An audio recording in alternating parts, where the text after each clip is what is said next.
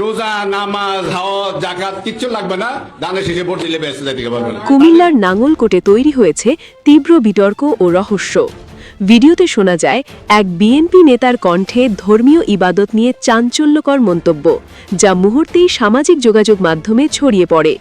কিন্তু এই ভিডিও কি পুরো সত্যি তুলে ধরছে, নাকি পরিকল্পিতভাবে কাটাছেঁড়া করে ছড়ানো হচ্ছে বিভ্রান্তি? অনুসন্ধানে জানা গেছে, আলোচিত বিএনপি নেতা মিয়া মোহাম্মদ ইদ্রিস ওই দিন প্রায় 1 ঘণ্টা 40 মিনিটের দীর্ঘ বক্তব্য দেন। সেখানে তিনি অন্য একটি দলের ধর্মকে রাজনৈতিকভাবে ব্যবহার করার কঠোর সমালোচনা করছিলেন। অথচ সেই বক্তব্যের গুরুত্বপূর্ণ অংশ কেটে এনে নামাজ হজ যাকাত কিচ্ছু লাগবে না, দানের শেষে ভোট দিলে বেঁচে যেতে পারবেন। তাদের বড় এক নেতা বক্তব্য রাখছে কি, রোজা নামাজ হজ যাকাত কিচ্ছু লাগবে না, দানের শেষে ভোট দিলে বেঁচে যেতে পারবেন। আরে দাড়িপাল্লা ভোট দিলে বেঁচে যেতে পারবেন। নাউজুবিল্লাহ বলেন সবাই। এই কথাটা যারা বলে এরাও জাহান্নামী, আর যারা যদি বিশ্বাস করে তারাও জাহান্নামী হবে। এই বক্তব্যের গুরুত্বপূর্ণ অংশ কেটে এনে মাত্র 6 সেকেন্ডের একটি ক্লিপ ভাইরাল করা হয়।